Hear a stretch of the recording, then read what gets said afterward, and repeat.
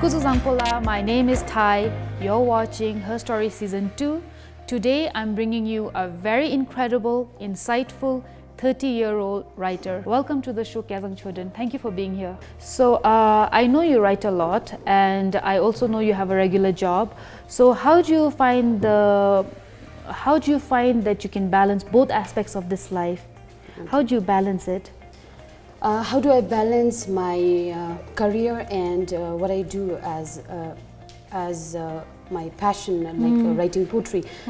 These two are two different aspects of my life now, and I give myself like 100% to both yes. these aspects. And people say that one cannot master everything that you are, if you have multiple hobbies, then you need to specialize in one. You need to focus in one to be able to perfect that.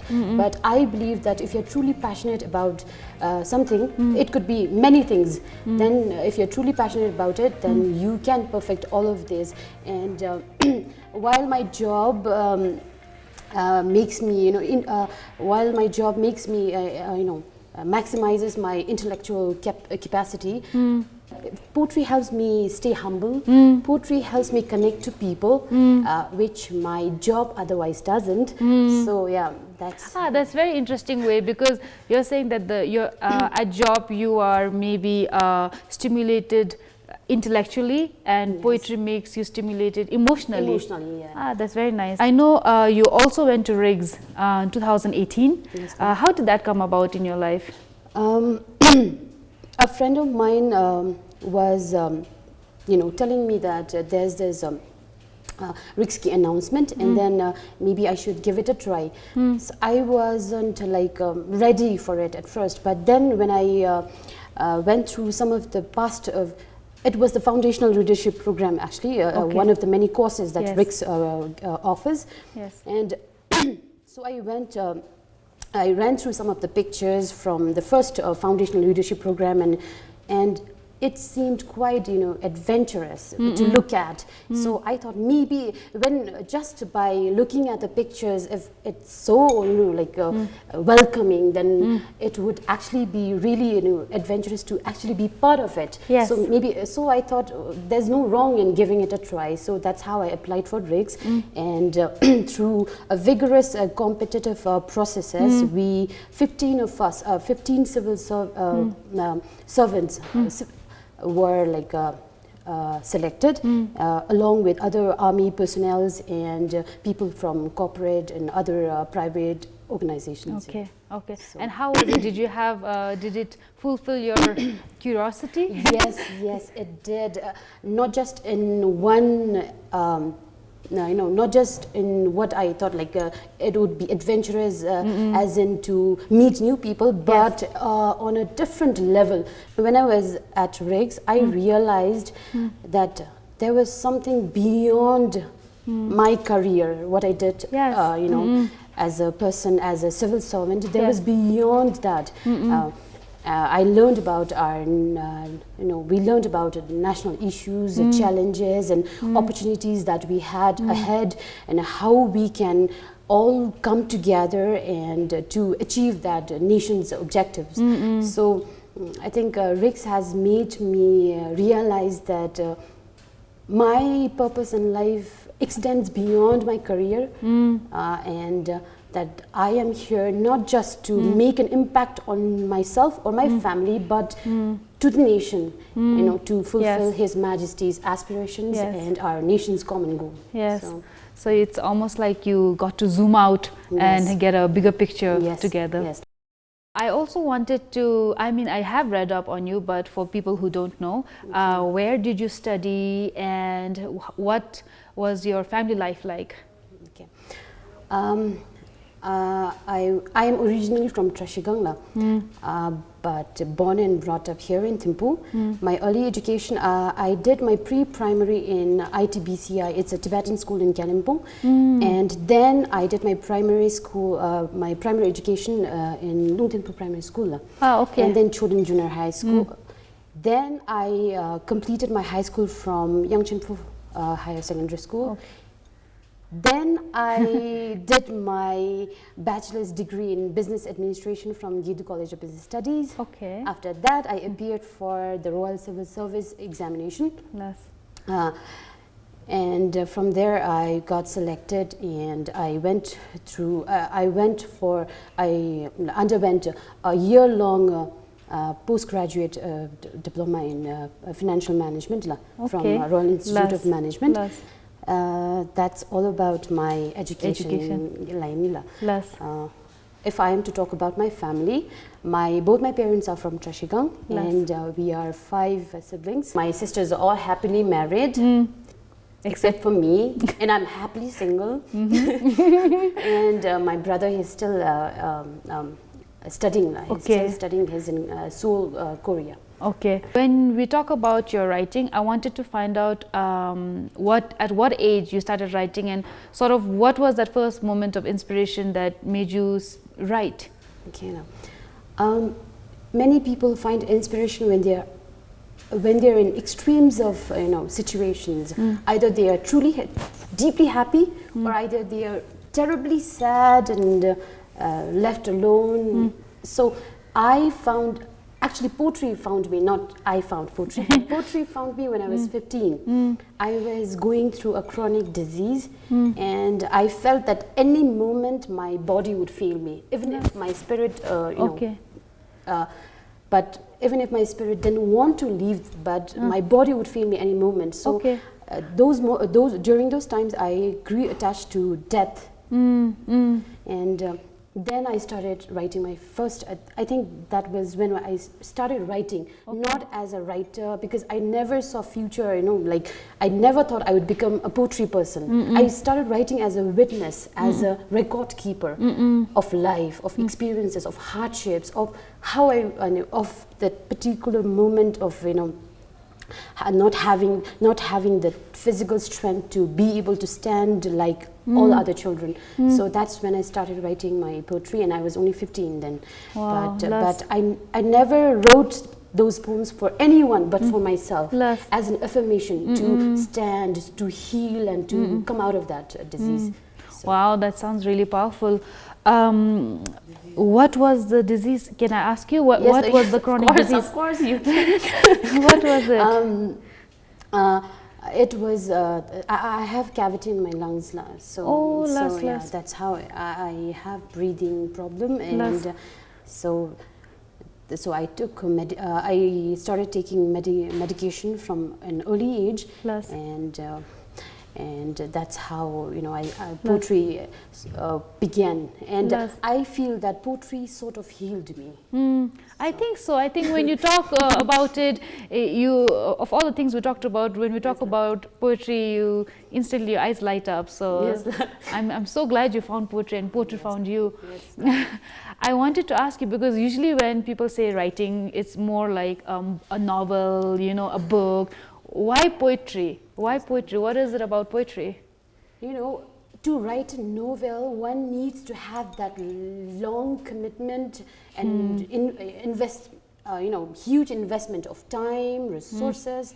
And I chose poetry because poetry is it's very short. It's an instant feeling when you see a person, a dog for that matter, or it's an instant feeling that you want to write, and you don't want to drag that writing, you don't want to continue that writing and put it up in a long story, but keep it short as how you feel in that particular moment. So I think poetry helps me capture these smaller things, because after all, little things are the big things. Yes, they are. I'm very curious to know who your inspiration is.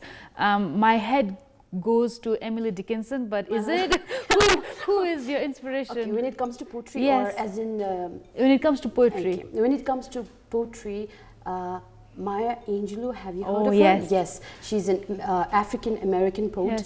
She is, I don't know what to tell about her. She's super amazing, because she writes uses her work, her poetry, her words to advocate for people.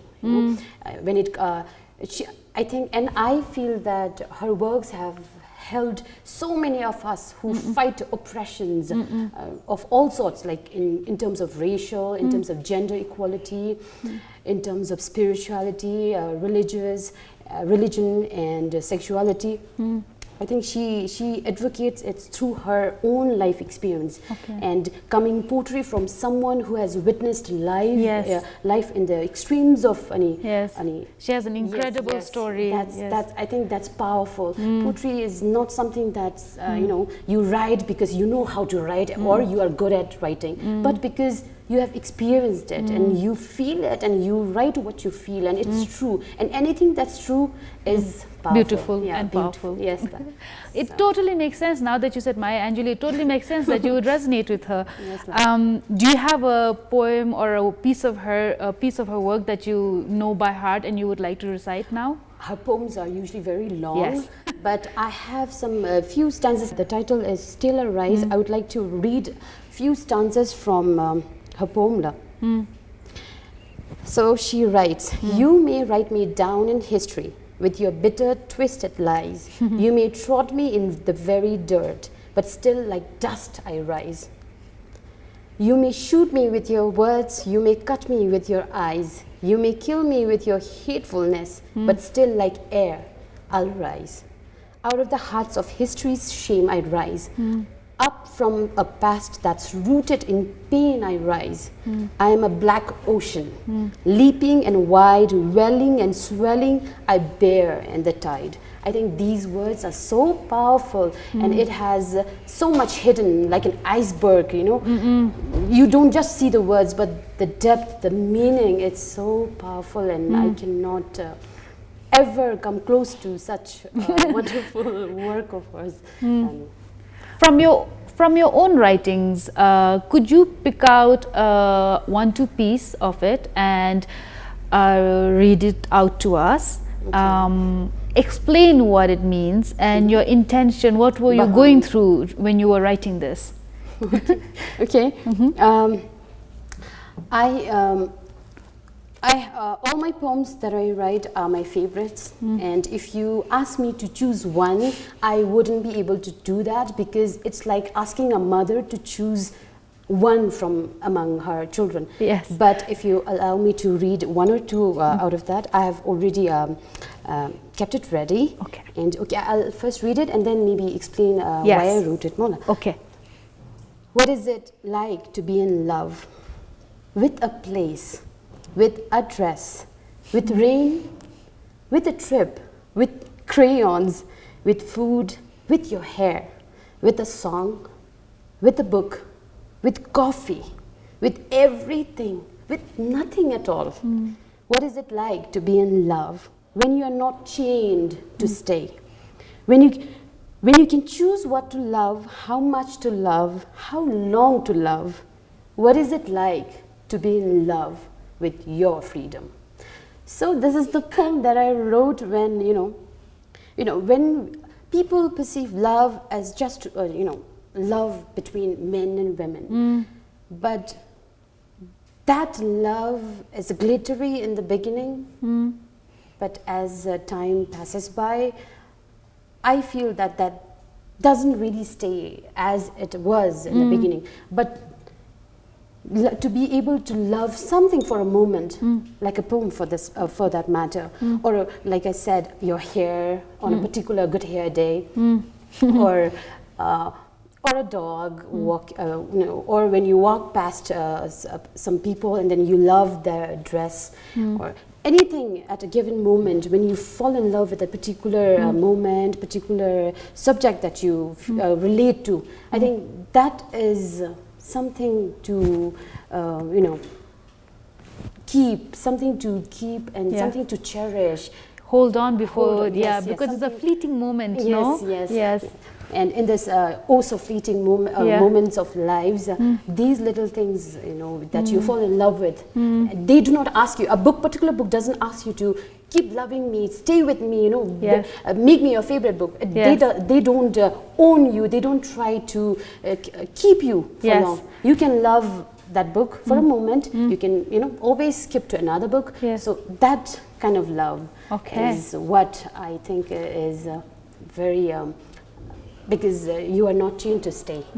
That's Thank what. you. Thank you for sharing that. Do you have another one? I do have a very short poem. Okay. Actually, I write a lot of haikus, but this is not a haiku, but a poem that has impacted many people, and I think most of my friends on Instagram like this poem. Okay. So yeah, when I was 7, I had eyes that knew of nothing but love.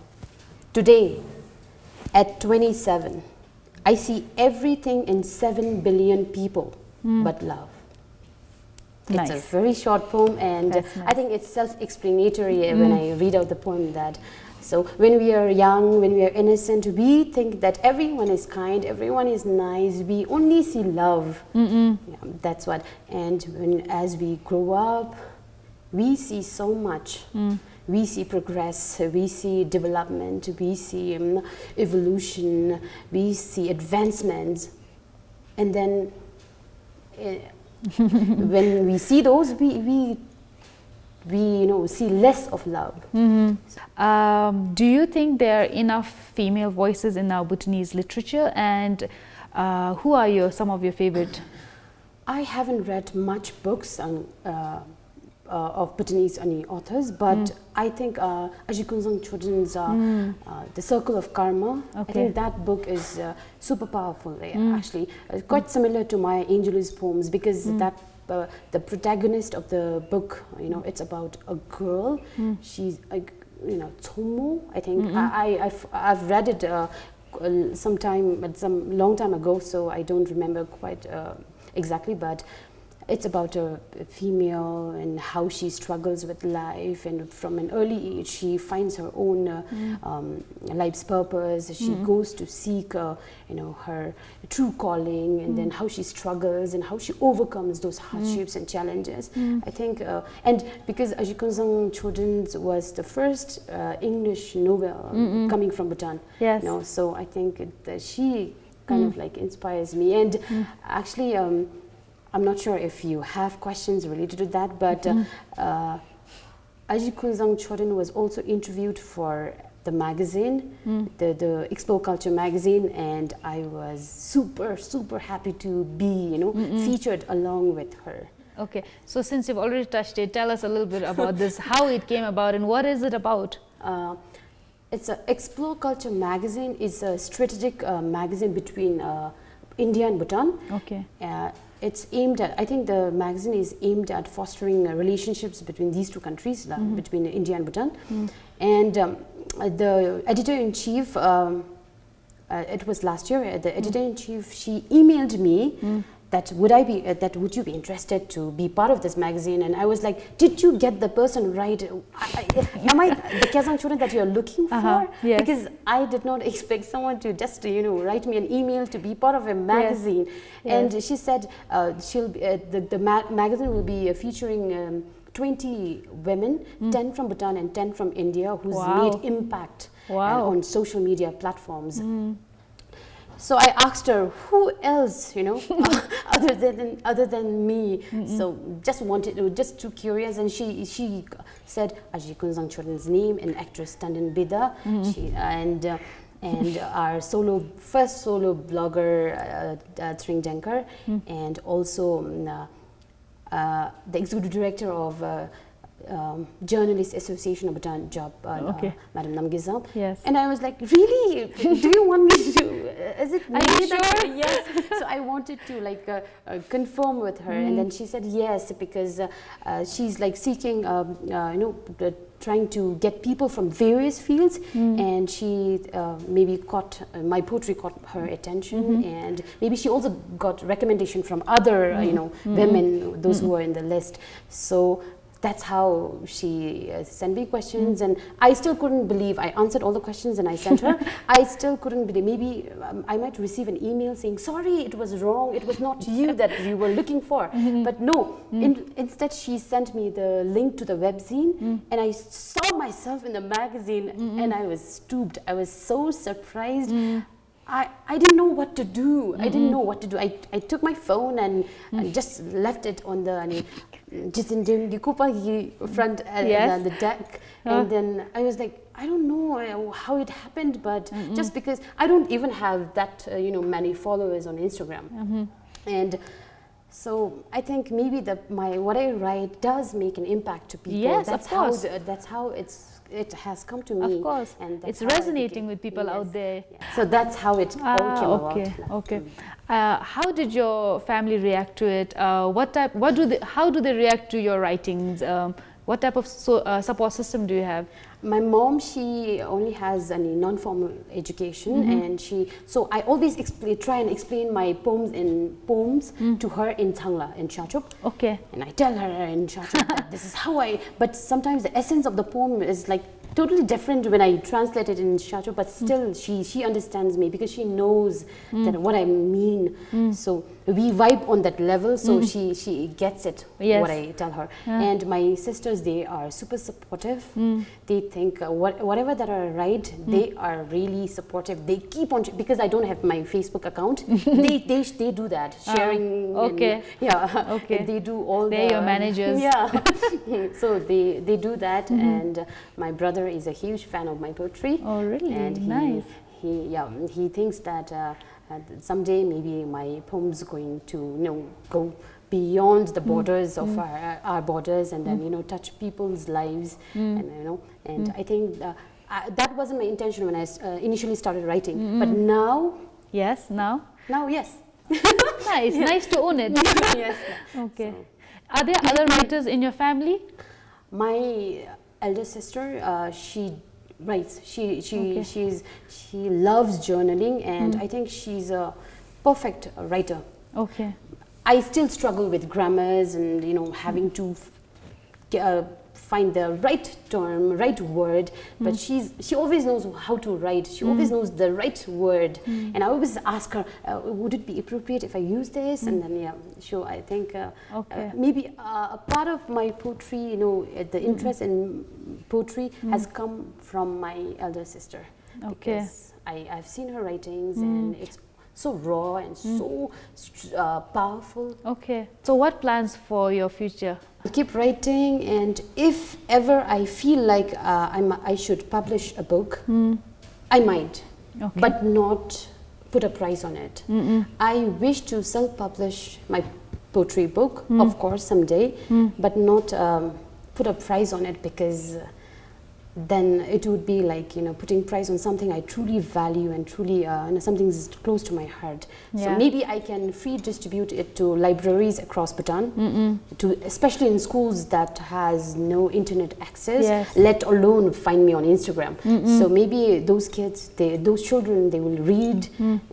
And even if one of them starts writing and relating and resonating with what I write, and starts writing his or her own, I think that in itself will be a reward for me. So what advice would you give to young girls out there who are maybe thinking of writing? Yeah.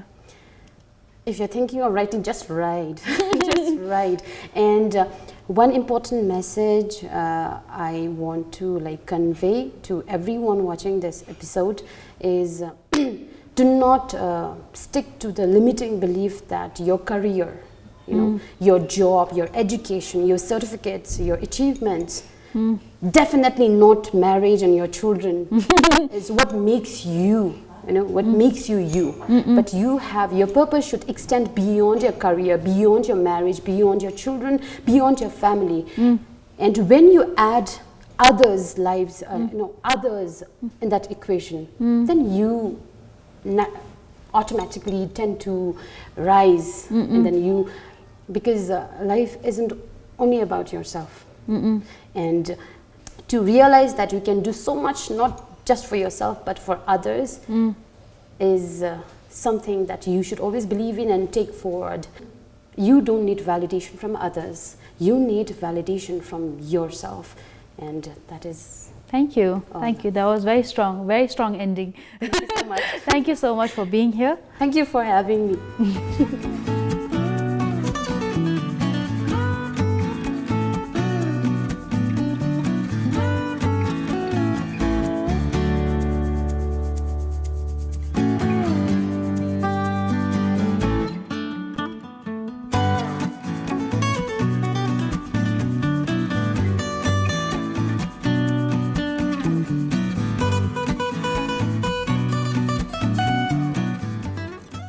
Losar is my favorite time of the year because we make lots of bongku namchos and we make offerings, and that I think that's one time when I pay tribute to everything that's come to me. Colors that make me look good.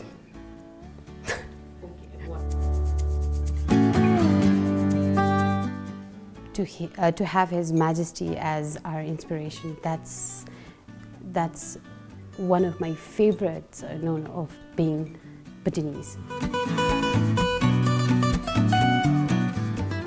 I love all animals. If you allow me to choose two, then elephant and dogs.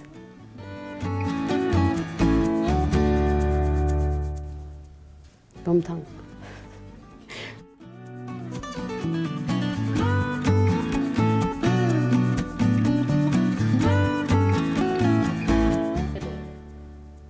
I'm scared of failing myself. I love spicy foods. I love dancing.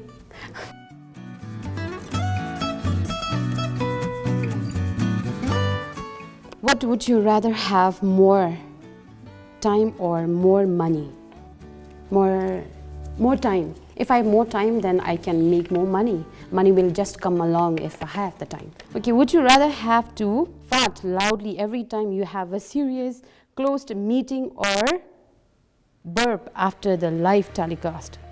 Okay, I would rather fart loudly every time I have a session, I have a serious closed meeting, than fart, because in a closed meeting I'll have lesser people than burp in front of a larger audience. Would you rather eat savory all your life or sweet all your life? Sweet all my life, because it's quite poetic actually. Would you have rather sadness or happiness? I mean, I would always prefer the brighter happiness side.